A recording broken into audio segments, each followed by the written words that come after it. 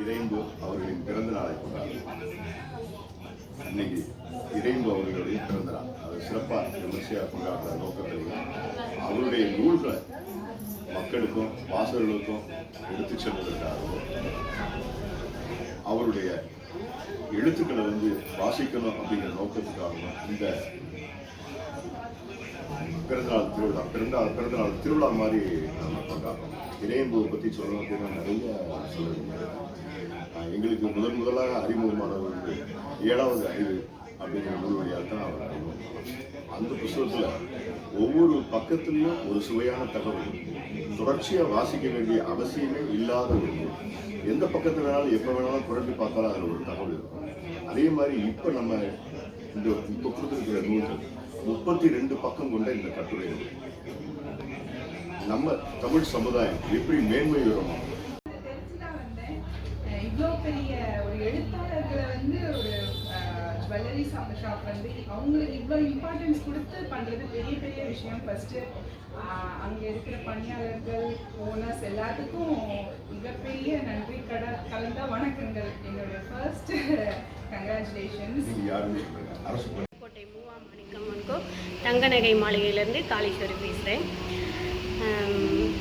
இந்த இறையன்பு ஐயா அவர்கள் எழுதிய நெடுந்தூர பயணம் அப்படிங்கிற ஒரு கதையிலேருந்து, எந்த புத்தகத்துக்கு நெடுந்தூர பயணம், இந்த இறையன்பு ஐயா அவர்கள் எழுதின கதையிலேருந்து நெடுந்தூர பயணம் அப்படிங்கிற ஒரு புத்தகம்.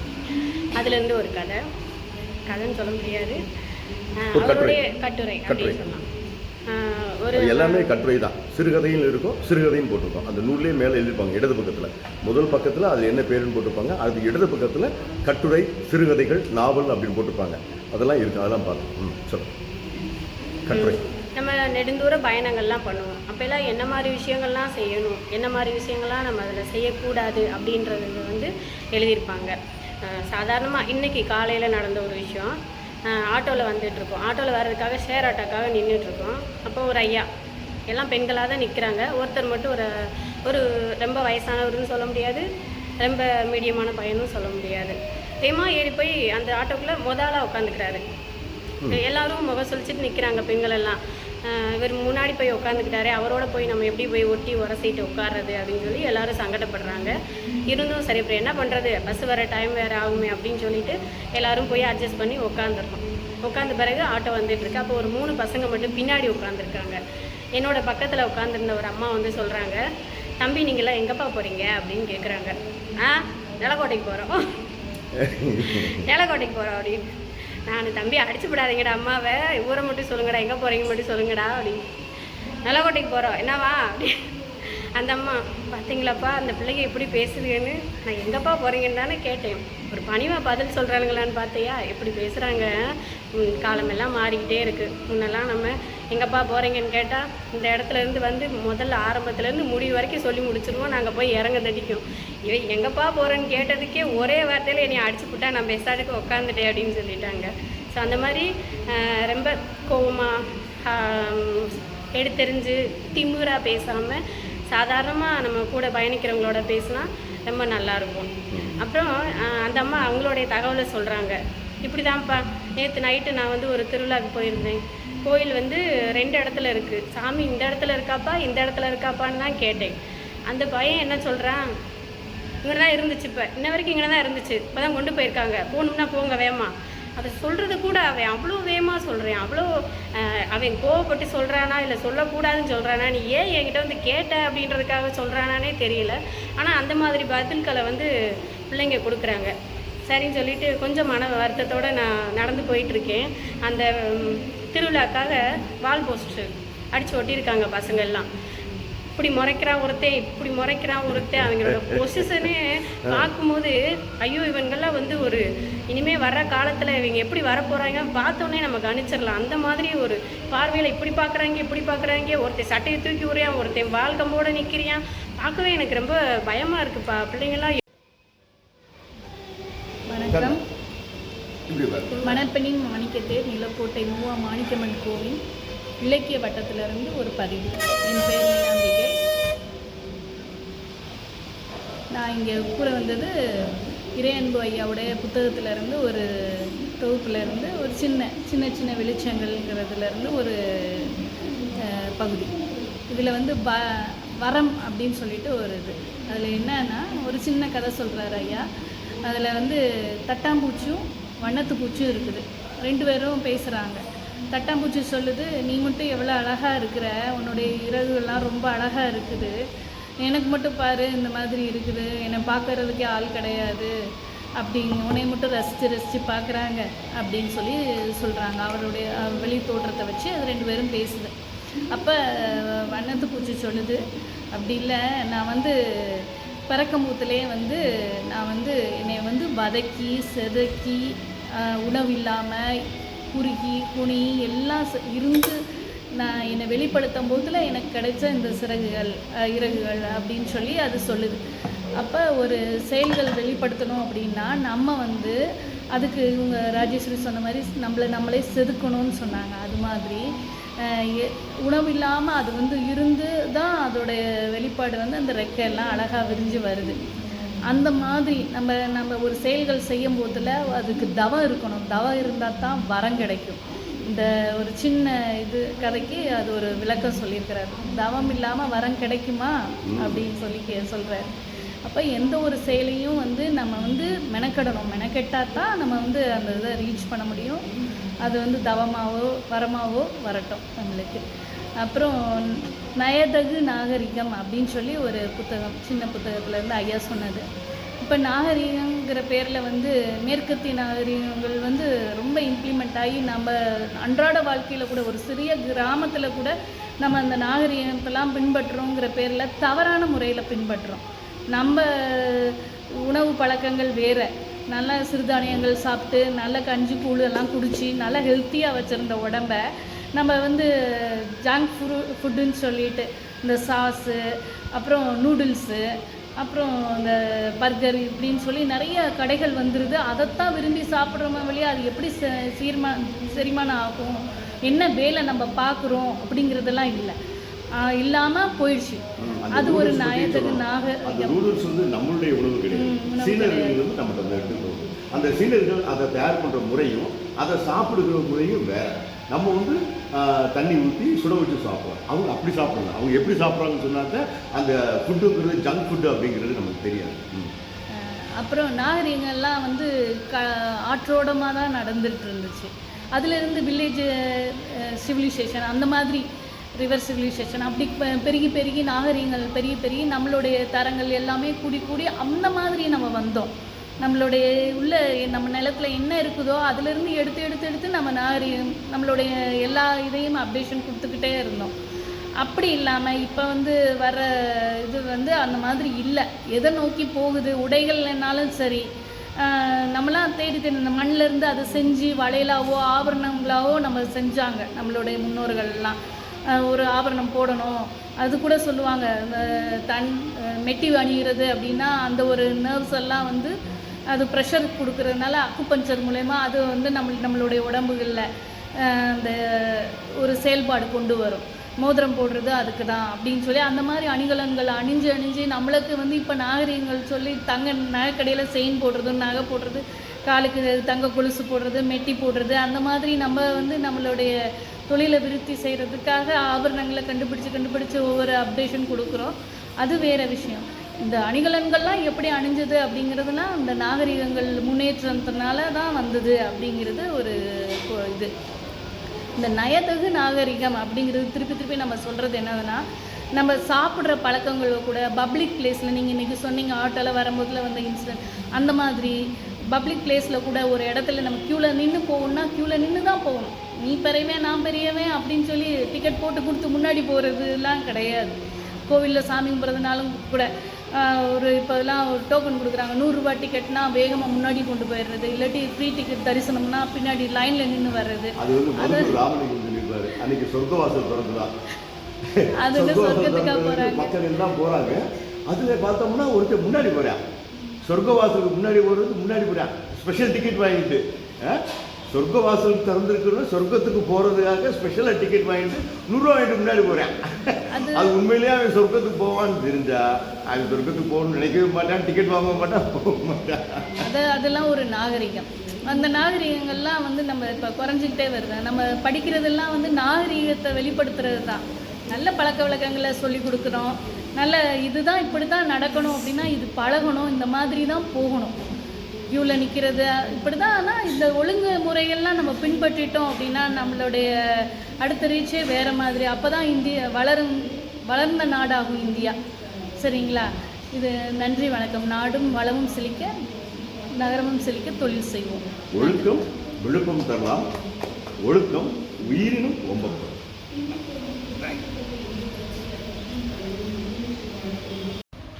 அனைவருக்கும் வணக்கம். இன்னைக்கு தேதி 10/6/23. இன்னைக்கு தேதியில் நம்ம இறைவனுடைய நூல்களை பேசிக்கிட்டே இருக்கிறோம்.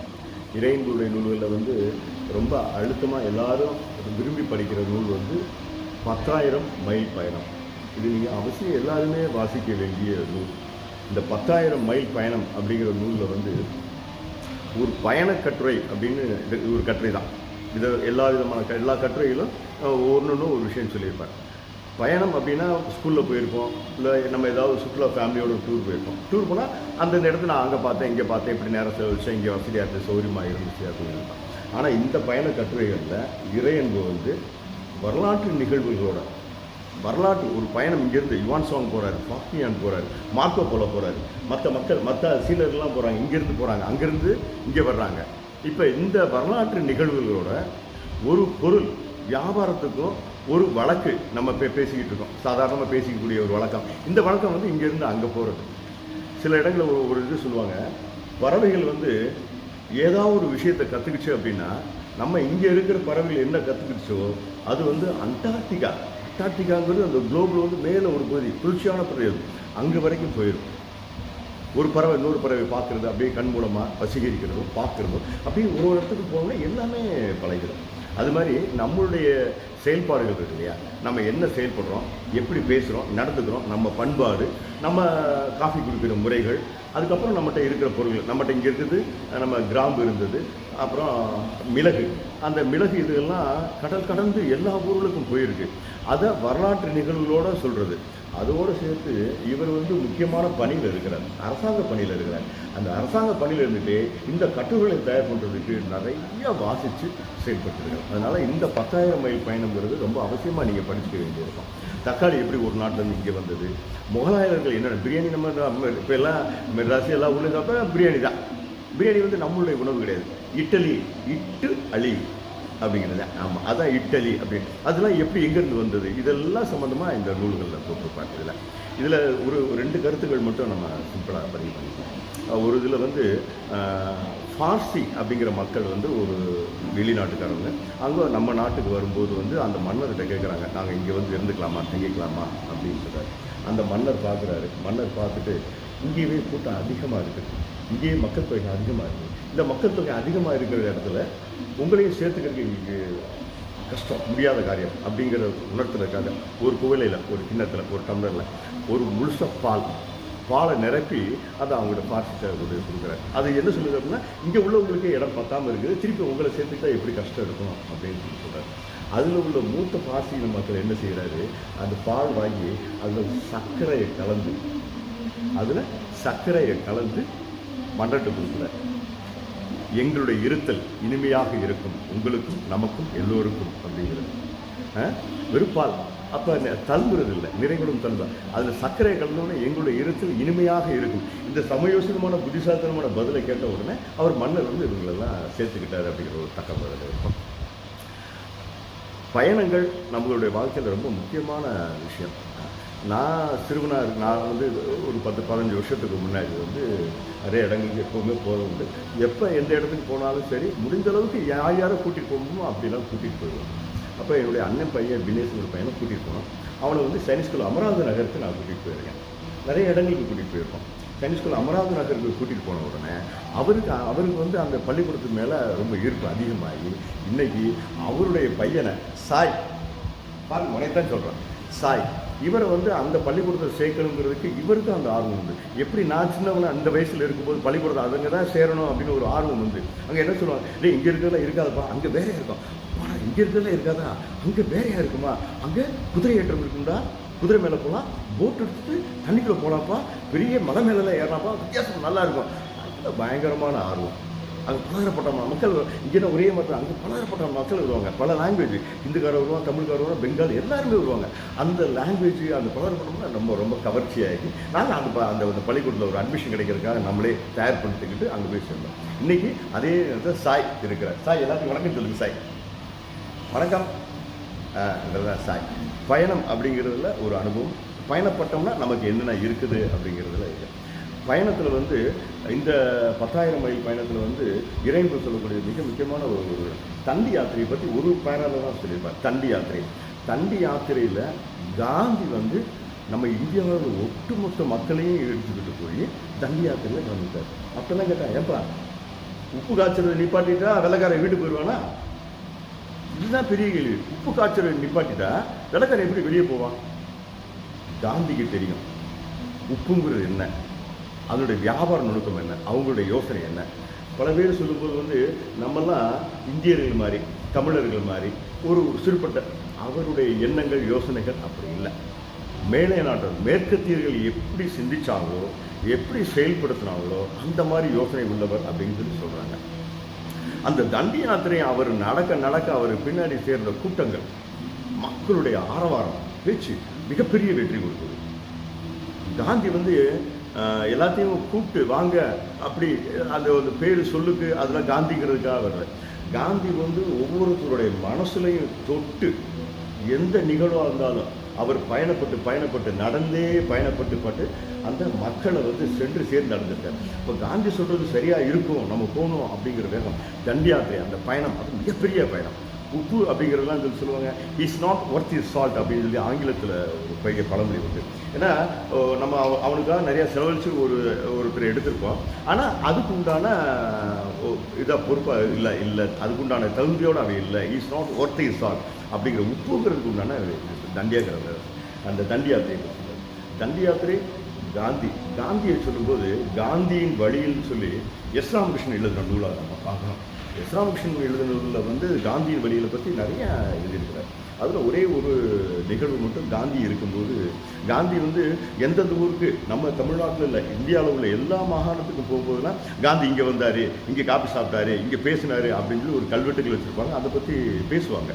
போன வாரம் ஒரு ஒரு ஒரு நண்பர்கிட்ட உட்காந்து அவங்கள்ட்ட பேசும்போது அவங்க சொல்கிறாங்க, எங்கள் ஆட்சி வீட்டுக்கு காந்தி வந்திருக்காரு. அது மிகப்பெரிய பெருமையாக சொல்கிறாங்க. இன்றைக்கும் ஒரு ஆச்சரியத்தில் உள்ள விஷயம். ஒரு பெண் பேசும்போது எங்கள் வீட்டுக்கு காந்தி வந்திருக்காரு, எங்கள் ஆட்சி வீட்டுக்கு காந்தி வந்திருக்கிறாரு அப்படின்னு சொல்லி சொல்கிறாங்க. காந்தி வந்திருக்கிறாங்க ஒரு நிகழ்வு வந்து அவ்வளோ பெரிய விஷயம். காந்தி வந்து எல்லாருடைய மனசிலும் போய் மனசாட்சியை தொட்டு என்ன செய்யணும் அப்படிங்கிறதெல்லாம் செயல்படுறது. அதான் அவருடைய இதே. தமிழ்நாட்டுக்கு வர்றாரு. தமிழ்நாட்டுக்கு வரும்போது ஒரு மலைவாச ஸ்தலத்துக்கு போகிறாரு. அங்கே போய் எல்லாம் அது ஒரு மீட்டிங், அவருடைய ஷெடியூல் வந்து எப்போவுமே இத்தனை நேரத்துக்கு இவ்வளோ நாளுக்குன்னு சொல்லி கணக்கில் வச்சுருப்பாங்க. இத்தனை மணிக்கு ட்ராவல் பண்ணணும் இப்படிலாம் கணக்கில் வச்சுருப்பாங்க. அப்படி இருக்கும்போது அந்த மலைவாச ஸ்தலத்துக்கு போகும்போது காலையில் 4 மணிக்கு அவர் 4 மணிக்கு எந்திரிச்சு பஜனை அந்த பிரார்த்தனை கூட்டத்தை முடிச்சிடுவார். அதுதான் அவருடைய முதல் வேலை. அதுக்கடுத்து என்னென்ன வேலை இருக்கோ எல்லா வேலையும் தொடர்ச்சியாக செஞ்சுட்டே வருவார். அந்த பிரார்த்தனை கூட்டத்துக்கு 4 மணிக்கு மலைவாச ஸ்தலத்துக்கு மக்கள் கூட்டம் கூடும். 1, 2, 500, 1000, 2000. அந்த மலைவாசஸ்தலத்துக்கு இதுவரைக்கும் வராத தரையில் இருந்த மக்கள் மேலே ஏறி வர்றாங்க. அது 4 மணிக்கு மேலே வரணும்னா எத்தனை மணிக்கு எந்திரிச்சிருக்கணும்? அந்த மலையில் எந்திரிச்சு நடந்து வரக்கூடிய பங்குலாம் இருக்குது. அதெல்லாம் ரொம்ப சிரமமானது. அவ்வளோ பேர் காந்தியை பார்க்குறதுக்கு. காந்தி என்ன சொல்கிறார்? காந்தி பேசுகிற ஆங்கில மொழியோ ஹிந்தி மொழியோ அல்லது குஜராத்தி மொழியோ மக்களுக்கு புரியாது. எல்லாருக்கும் காந்தி என்ன நினைக்கிறாரு, என்ன மனசில் நினைக்கிறாரு, பேசுகிறாருங்க எல்லாருக்குமே மனசில் புரியும். அதே மாதிரி காந்திக்கு சில பேர் நிறைய பேர் மொழிபெயர்க்க வேண்டாம், அவங்க சொல்கிறது எனக்கு புரியுது. அவருடைய கண்கள்லேருந்து வடிகிற கண்ணீர் எனக்கு புரியுது, அவங்க சொல்லுது அப்படின்னு சொல்லுவாங்க. இவன் பஜனை பிரார்த்தனை நடத்துகிறாங்க. அந்த பிரார்த்தனை கூட்டத்தில் ஒரு பையன் வந்து ஒரு மனு கொடுக்கு. அதில் எல்லாருமே வந்து தபால் கொடுக்குறதுக்கு எல்லாருமே வருவாங்க. காந்தி கிட்ட பேசணும் சொல்லணும் ஒரு தபால் கொடுக்கணும் வருவாங்க. அது தேசாய்ங்கிறது மற்ற ஒரு சுதர்சனுங்கிறது தான் சுதர்சனன் அவங்களுக்கு தான் வாங்கி வச்சு அது காந்திக்கு எப்பப்போ சொல்லணுமோ எப்படி கொடுக்கணுமோ அப்படி கொடுப்பாங்க. ஒருவேளை அவங்களே அதுக்கு தபால் போட்டுக்குவாங்க அல்லது நிராகரிச்சிருவாங்க, அது எடுத்து வச்சுருவாங்க. அல்லது காந்திக்கு இப்படி ஒரு தபால் வந்துருக்குன்னு எப்பயாவது சந்தர்ப்பம் கிடைக்கும் போது சொல்லுவாங்க. சில நேரத்தில் காந்தி படிக்கணுங்கிறதுக்காக அதை வச்சுருப்பாங்க. பல நேரங்களில் படிக்கணும், நாங்களும் அதை பற்றி சொல்லணும் அப்படிங்கிறது அந்த தபால் அந்த பையன் கொடுத்த தபாலை வச்சுருக்கோம்.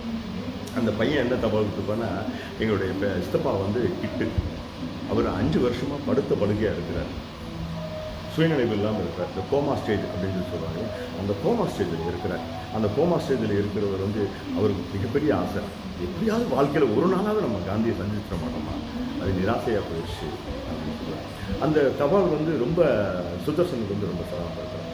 அவர் வந்து எப்படியாவது காந்திகிட்ட கொண்டு சொல்லி காந்தியை பார்ப்பார். காந்தி படித்து பார்த்துட்டு சரி நாம் அவரை சந்திக்க போவோம். அதுக்கெல்லாம் வாய்ப்பே இல்லை. நம்ம நாளைக்கு காலையில் 4 மணிக்கு பதில் முடியணும், 6 மணிக்கு செட்டியார் வீட்டுக்கு போக வேண்டியிருக்குது, 8 மணிக்கு ப்ரோக்ராம் இருக்குது. ஒவ்வொரு இடத்துக்கு நம்ம போக வேண்டியிருக்கு, இடமே இல்லை. நாளைக்கு நம்ம போகிறோம், அதுக்கு முன்னாடி நம்ம போயிட்டு வந்துடுவோம். காந்தி திரும்ப சொன்னோன்னா அவருக்கு புரிஞ்சிருந்து காந்தியை ஒரு முடிவு எடுத்துட்டார் அப்படின்னா அதை மாற்ற முடியாது. ஸோ நம்ம போகலாம் அப்படிங்கிறேன். சரி கேட்குறேன், இங்கேருந்து போகிறதுக்கு எவ்வளோ நேரம் ஆகும்? இங்கேருந்து போகிறதுக்கு 12 மைல் நடந்து போகணும். அதுக்கு ரோடு வண்டி பாதையும் கிடையாது, ரோட்லேயும் போக முடியாது, வயல்வெளியாக தான் போகணும் அப்படின்னு சொன்னால் பரவாயில்ல, 4 மணிக்கு முன்னாடி எந்திரிச்சு நம்ம அந்த நேரத்துக்கு அங்கே போய் அந்த நேரத்துக்குள்ளே போய் பார்த்துக்கணும். கிட்டு நம்ம அவசியம் பார்க்குறோம் அப்படிங்கிற கிட்டு எனக்கும் தெரியும் அப்படிங்கிற கிட்டு வந்து அவர் காந்திக்காரன்னு சொல்கிறார். இது காந்தியவாதி, தூய காந்தியவாதி. தன்னுடைய கையில் காந்தியுடைய படத்தை பச்சை குத்தி இருப்பார். மேலாடை எப்பவுமே அணிகிறது இல்லை. காந்தி எப்படி ஒரு வேஷ்டி அரையாடை மட்டும் அணிஞ்சிருக்கிறார் இல்லையா, அந்த மாதிரி அரையாடை மட்டும்தான் அணிஞ்சிருக்கிறார். காலில் எப்போவுமே செருப்பு போட மாட்டார். கையில் எப்போவுமே கதர்குழி. எந்த ஒரு போராட்டம்னாலும் முதலாக சொல்லுவார். எந்த ஒரு போராட்டம்னாலும் முதலாக இருப்பார். அவருக்கு இன்றைக்கி வந்து இப்படி ஒரு இருக்குது அப்படின்னு சொன்னால் காந்தியை பார்க்குறதுக்காக இவரை பார்க்குறதுக்காக போகிறார். போகும்போது வந்து யாருமே எவ்வளோ வரணும்னா 2 பேர், நானும் சுதர்சன் மட்டும் போனால் போதும் அப்படின்னு சொல்கிறாங்க. நானும் சுதர்சன் மட்டும் போனால் 2 பேர் மட்டும் போனால் அப்போ எனக்கு கிட்டுவோட இடம்லாம் தெரியும் சொல்லி 3 பேரும் சேர்ந்து போகிறாங்க. 3 பேர் சேர்ந்து நடந்தே போக முடியாது. ஒரு தூரம் வரைக்கும் நம்ம கூட்டு வண்டியில் போயிடுவோம், மாட்டு வண்டியில் போயிடுவோம். மாட்டு வண்டி முடிச்சுட்டு அதுக்கப்புறம் நம்ம நடந்து போயிடலாம் அப்படின்னு நடந்து போகிறாங்க. அந்த காலையில் வந்து மாட்டு வண்டியில் ஏறி இங்கேருந்து எல்லோரும் பயணப்பட்டு போகிறாங்க. அப்படி பயணப்பட்டு போகும்போது வந்து அந்த மாட்டு வண்டியில் பயணத்தில் வந்து ஒன்றும் விஷயம் இல்லை.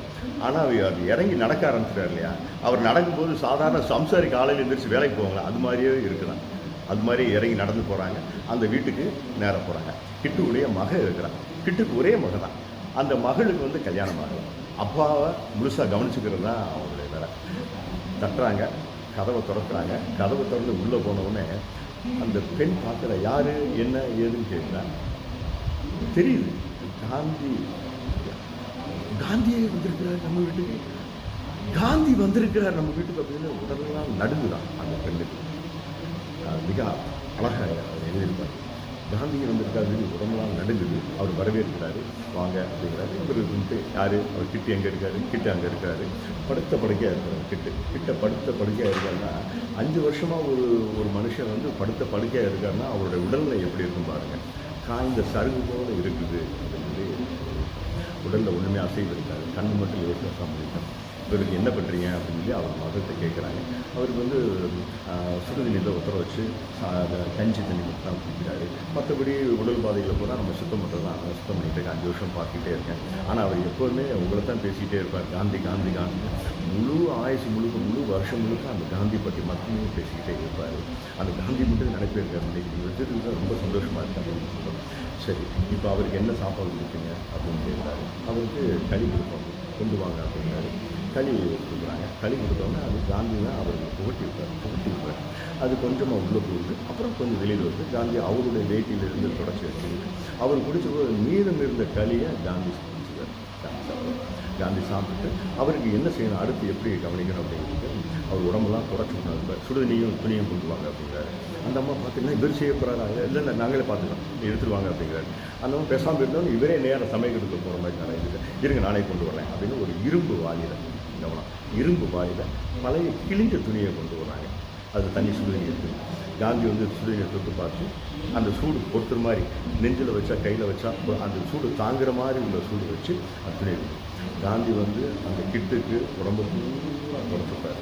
கையை பிடிச்சி அமைக்கி அந்த உணர்வுகள் மூலமாக தெரிவிக்கிறார். காந்தி வந்து பல விஷயங்கள் அப்படி சொல்லிக்கிட்டே இருப்பாங்க. அந்த உணர்வு மூலமாக சொல்லிக்கிட்டு அப்புறம் காந்தி வந்து அவருக்கு முன்னாடி தொடச்சி விடுவார். கையை திருப்பி தொடச்சி விடுவார், காலை இப்படி தொடச்சி விடுவார். நெஞ்சை தொடச்சி விடும்போது ஒரு பூ வந்து அப்படியே வருடி விடுற மாதிரி புரிஞ்சுதா அவருக்கு எப்படி இருக்கும் அப்படிங்கிறது தொடச்சி முடிச்சுட்டு அப்போ இவர் காந்தி உள்ளே இருக்காருன்னு அந்த நேரத்தில் ஊருக்குள்ள எல்லாத்துக்குமே தெரிஞ்சிடும். ஊரே கூட்டம் வீட்டுக்கு முன்னாடி கூட்டம் கூடியும். கூட்டம் கூடி முடிச்ச உடனே இவர் பார்த்துக்கிட்டே இருப்பார். அவங்களே எல்லாத்தையும் உள்ளே வர சொல்லுங்க அப்படின்னு வீட்டுக்குள்ளே எல்லாரும் அவங்களே வர சொல்லுவோம். வீட்டுக்குள்ளே எல்லோரும் நிற்கிறாங்க. இவர் வந்து ரொம்ப முக்கியமானவர் இவர், அதனால் இவரெல்லாம் நீங்கள் தான் பொறுப்பாக பாதுகாப்பாக வச்சுக்கணும் அப்படின்னா காந்தியை பார்த்து சொன்னோன்னு சரின்னு கேட்டுக்கிறாங்க.